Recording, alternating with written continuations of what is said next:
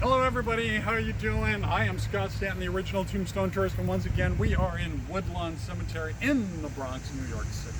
Now we've been here a couple days, and today I'm with my long-suffering videographer. That's right, she's back in action with me, and she's doing a fabulous job. Now today we're at Ruth Brown Snyder.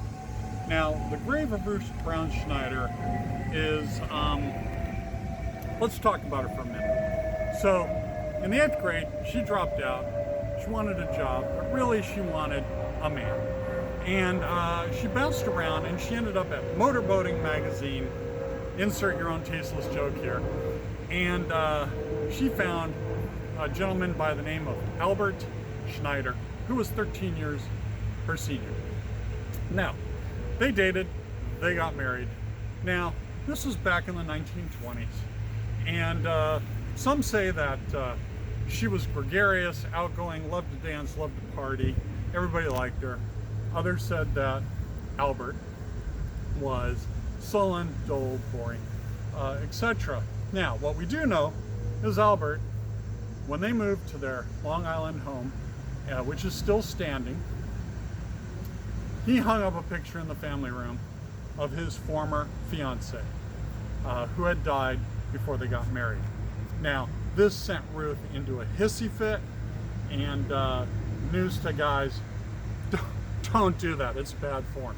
So she went out and had an affair with a gentleman named Judd Gray. Now, Judd Gray was a corset salesman, and after about a year of dating, she goes, "Hey Judd, can you kill my husband?" And he's like, "No, I really don't want to." "No, please do." And so over the course of several months, they tried not once, not twice, but 7 times to kill Albert Snyder. Now, either Albert was slow or they were really bad at their jobs. Now, on the 8th try, one evening, Albert and Ruth came home from a party late at night or early morning.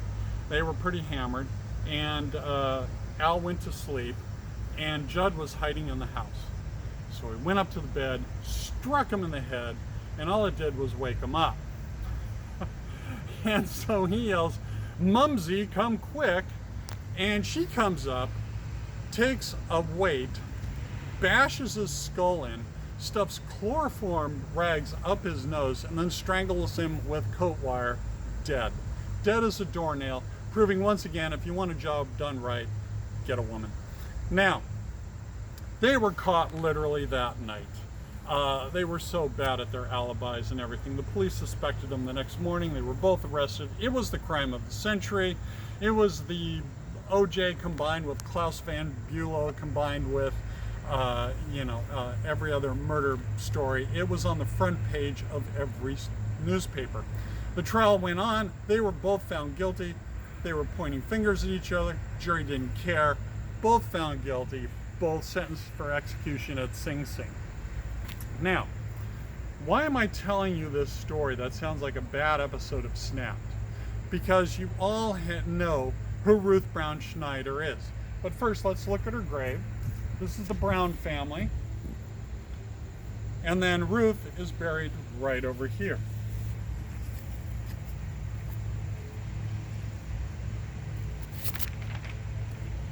Now, when I say you've seen a picture of her, when she was executed in Sing Sing prison in January of 1923, I believe it is, her picture was taken the very second she was electrocuted.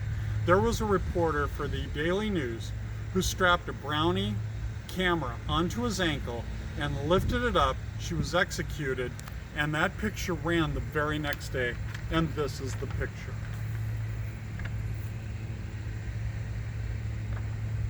This is one of the most historic crime photographs, tasteless, but historic. So now Al got buried in New Jersey. We won't be going there for a while. And Judd Gray, he's buried somewhere else, but not here in Woodlawn. She's buried with her family. The house where she murdered Albert is still standing, and it looks kind of like the same that it did out in Long Island. So, hi, by the way, she's in the Arbutus section 119, 119, and she's 6 rows from the road. behind the Starr mausoleum, like Ringo's Starr, but Ringo's not buried there. So very easy to see. My job here is done. I am Scott Stanton, the original Tombstone tourist, and you have yourself a great day.